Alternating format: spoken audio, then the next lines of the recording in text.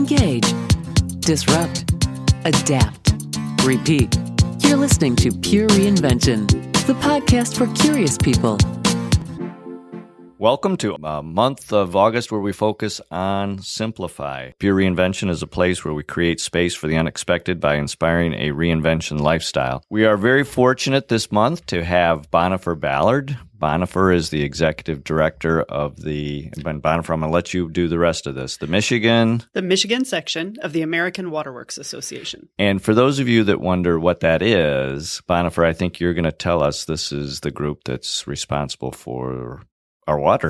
That's right. So our members are water professionals in municipalities, in consulting companies, and other service organizations that manage water from the source to the tap.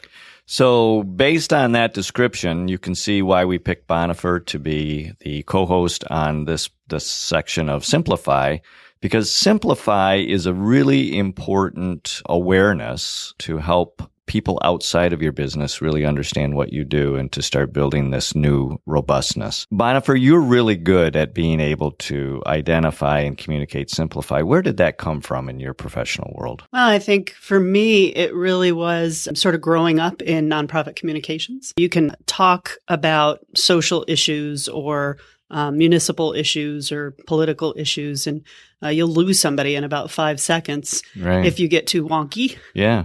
And so being able to tell a story in a very simple and clear way is pretty important. I think that's a really important concept that when you're within your own group, speaking your own lingo, everybody has this awareness, but it's almost like a foreign language that if you don't have the ability to translate that into kind of normal speak, people kind of glaze over real quick. And really what happens is they shut down, right? And they go somewhere else. So Exactly. For us to keep our audience engaged, we have to really learn to communicate on their level and their awareness rather than ours. And that's a very hard one to do. And that's what really necessitates Simplify. So, Bonnifer, as you listen to our August podcast guests, which we have coming up this month, Summer Minnick, who's the deputy director of the Michigan Municipal League, and Dan Gilmartin, who's a phenomenal leader and really leading the Michigan Municipal League into a whole next phase. It was really important that they also have the ability to simplify their message, wasn't it? Absolutely. I certainly relate to the Michigan Municipal League. We have a lot of similar members. Some of our members are their members, so we deal with some of the similar issues. And I thought it was very inspiring and pretty motivating to hear about their vision for the future, but also hear how they tackle these really big ideas in a very simple way. So they bring it down to where people can really wrap their head around it. It became my awareness in working with that group that this whole journey of Simplify was probably best understood by one simple word, and that one simple word is placemaking. So they use that word a lot. I didn't realize this until I got more heavily involved with them. That was a word they created. That was not a word. And they started using that word to talk about where people live. And all of a sudden, that word got adopted by many, many, many, many people. So it wasn't a phrase, wasn't a paragraph, wasn't a book, although they have written a couple of books. It was very simply a word that demonstrated or illustrated what they were working on, which was place, where people live. And so to me, that is so much the essence of Simplify, because in one word, that conveys their message. Mm-hmm. Now, the how becomes very different, but the intent, I thought, was just masterful in that one word could begin to describe what our business is. I think it's important, too, for listeners to understand that although Michigan Municipal League has that great phrase that really tells a story very simply, just in that phrase, it took a lot of work for them to get there and a lot of time to get there. You know, they had to go through disruption. They had to go through the process to get to that simple. Well, and that actually makes such a wonderful example to then be able to turn that around and say to any business, what's your word? Right. Or what is your very simple phrase, which helps people understand why you're in business?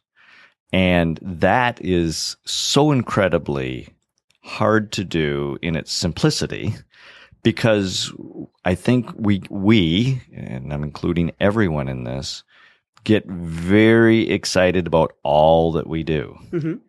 And we have a very hard time distilling that down into a very simple, communicable word or phrase that when you say that, people nod their head up and down and say, I get it. Right.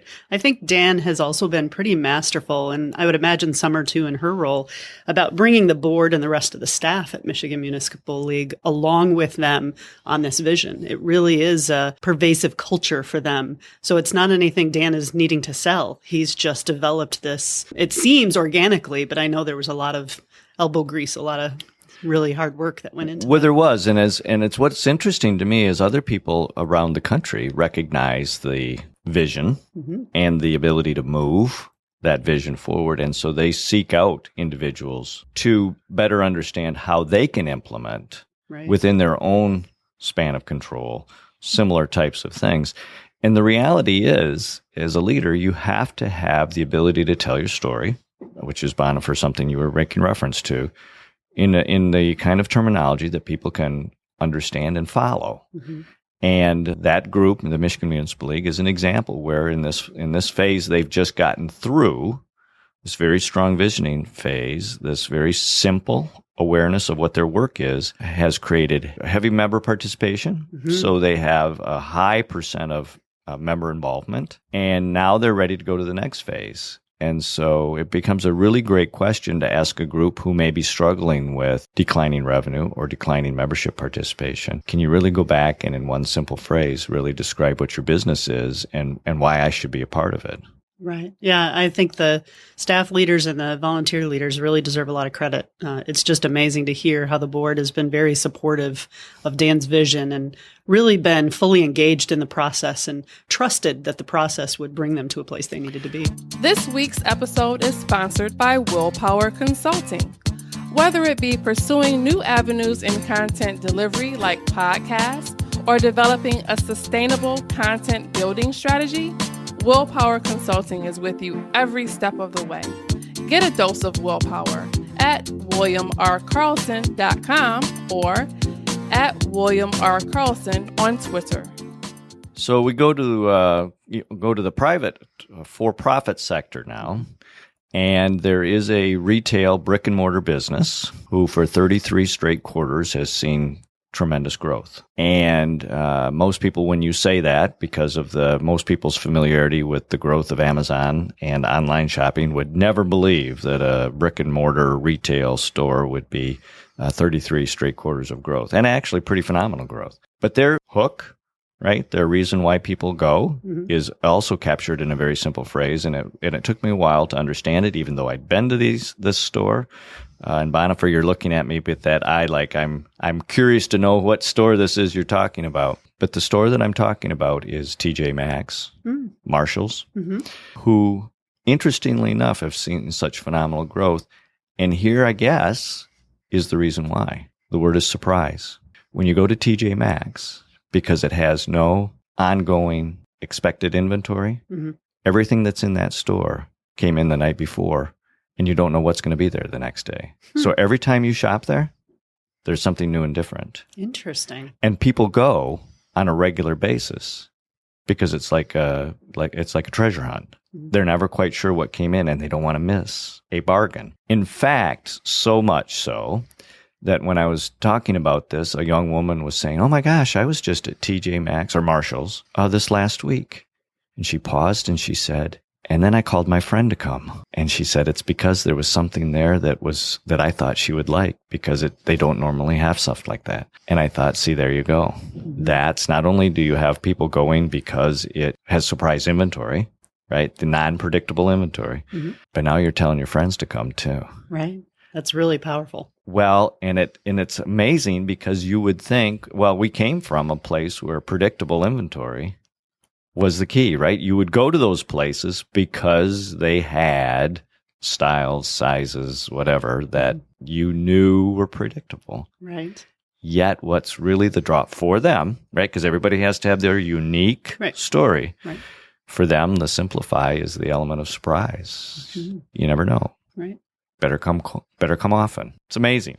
Absolutely amazing. Bonnifer, what one thing should people be listening for in the month of August as they listen to our podcasts? I think the message that comes through in the interviews with both Summer and Dan is one of embracing change, learning to be flexible and deal with chaos.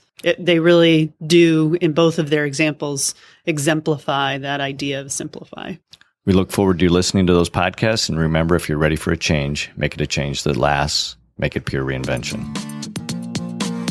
Thanks for listening to this episode of Pure Reinvention. Keep the conversation going and get alerts when new podcasts are up by following us on Twitter at Pure Reinvention or sign up for our mailing list at purereinvention.com.